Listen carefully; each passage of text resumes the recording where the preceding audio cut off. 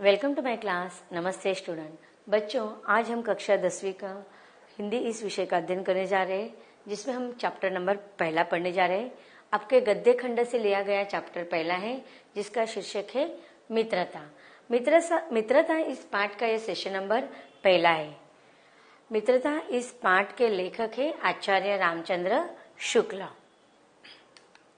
सबसे पहले हम पाठ की शुरुआत कर देते हैं। मित्रता इस शीर्षक से ही हमें क्या पता चल रहा है कि इस पाठ में आचार्य रामचंद्र शीर्षक इन्होंने हमें मित्रता के बारे में बताया है। आपके बहुत सारे मित्र हो गए ना, दोस्त हो गए। Very good. हर व्यक्ति के जीवन में दोस्त होते हैं, मित्र होते हैं। इस पाठ्य के माध्यम से लेखक हमें मित्र किस प्रकार के होने चाहिए, कौन से मित्र हमें जीवन में आगे बढ़ाते हैं, ये सारी बातें विस्तार से हमें बताने वाले हैं। तो चलिए हम पाठ की शुरुआत कर देते हैं। जब कोई युवा पुरुष अपने घर से बाहर निकलकर बाहरी संसार में अपनी स्थिति जमाता है, तब पहली कठिनता उसे मित्र चुनने में पड़ती है। अब देखिए, यहाँ पर लेखक ने मनुष्य के युवा अवस्था का वर्णन किया है कि यहाँ पर केवल युवकों को ही मित्र की जरूरत होती क्या? नहीं। जब से कोई भी व्यक्ति, चाहे वो छोटा बच्चा ही क्यों ना हो, जब वो अपने घर से बाहर निकलता है, चाहे वो खेलने के लिए होता है या फिर स्कूल में जाने के लिए, तब से व्यक्ति के जीवन में उसके दोस्त का, उसके मित्र का प्रवेश शुरू हो जाता है। तो यहाँ पर लेखक कहना चाहता है कि युवा पुरुष ही नहीं, बल्कि आमतौर पर सर्वसामान्य व्यक्ति, चाहे वो छोटा बच्चा ही क्यों ना हो, वो अपने घर से बाहर जब निकलता है तो बाहर की जो सांसारिक जो परिस्थिति होती है, उस स्थिति में उसे सबसे पहले महत्वपूर्ण कठिन समस्या जो होती है वो अपने मित्र की चुनाव की। अब देखिए, यहाँ जब कोई भी बच्चा स्कूल में जाता है या घर से बाहर खेलने के लिए जाता है, तो उसके लड़कपन के जो बच्चे होते हैं उसके एरिया के ही होते हैं, तो वो कैसे जान पहचान वाले होते हैं, तो उसमें मित्रता स्वाभाविक रूप से सहजता से हो जाती है।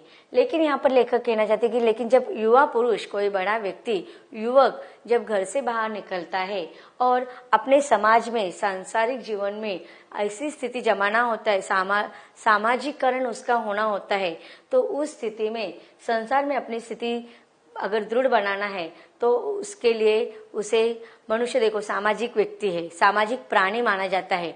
समाज के बिना मनुष्य अधूरा है। और इस समाज में अगर उसे अपना जमाव अच्छे रूप से करना है तो उसके लिए दोस्तों की जरूरत होती है। और ऐसे दोस्तों को चुनने की एक सबसे महत्वपूर्ण समस्या आती है। यदि उसकी स्थिति बिल्कुल एकांत और निराली नहीं रहती तो उसकी जान पहचान के लोग धड़ाधड़ बढ़ते जाते और थोड़े ही दिनों में कुछ लोगों से उसका हेलमेल हो जाता है। अब देखिए, मनुष्य कैसा है?